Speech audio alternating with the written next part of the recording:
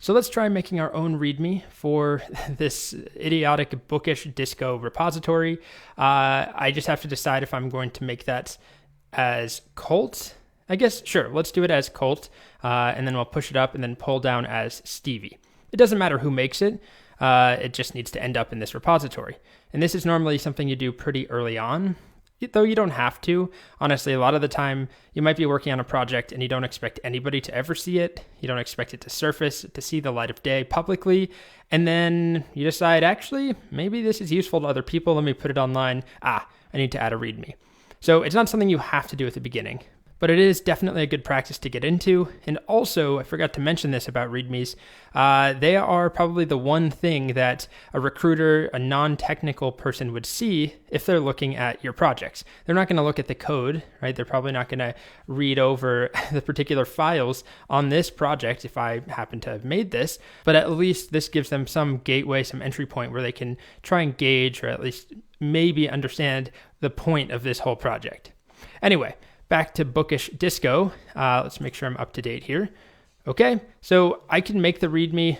Technically, I can just make it on GitHub, right? I can do this, add file, and make it here, and then pull down as Colt and pull down on Stevie's machine. But I'll make it locally. Before I do anything, I should always make sure that I have the latest changes. So I'll do git pull origin main. I don't think there isn't any changes, right? We still have, already up to date, but just a good practice. It just makes it easier so I don't have to deal with like merges or something after I've made the README. So I'll make the README file. It should go in the root of my directory conventionally.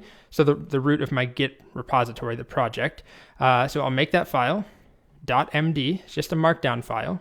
So here it is, readme.md, and then I can just put some super basic stuff in here. We'll do a heading like we saw in the previous video if you watched it, just the main heading. How about bookish disco? And then below that, we could even copy a README.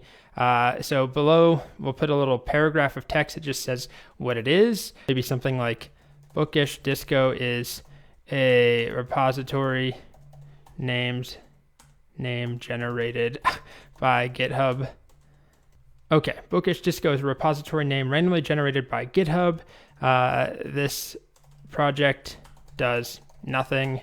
It is purely a demo for a course on Git/GitHub. Okay, so there's our basic repository, or our basic Markdown file so far. If you're using VS Code, you can actually preview Markdown if you have a Markdown file, .md. If you open the command palette, and then type Markdown or M, and it just comes up for me, recently used, Markdown open preview. This is what we're dealing with. We've got our heading, and we've got our little text there. And maybe we'll get fancy. We'll do some bold around bookish disco. Okay, so that's our basic README file. Now I'm going to add that, right? Git add README, git commit-m, add README file. And now we'll push this up, git push origin main. Now we refresh our page for bookish disco, and there it is. We've got our lovely README showing up. So the file is here, the commit is here, but also GitHub is rendering it for me automatically. It detected README. So it doesn't do that for any other file. It's a special name it's looking for, and that's kind of it. That's readme.md, right? We could spend a lot of time making it look nicer, but we're not going to. This project has no purpose other than to demonstrate how READMEs work and how, I guess, collaboration can work. So the last thing we should do, though, is go over to Stevie, right? He has the same repo, bookish disco, and he does not have this README. He does not have that latest commit locally.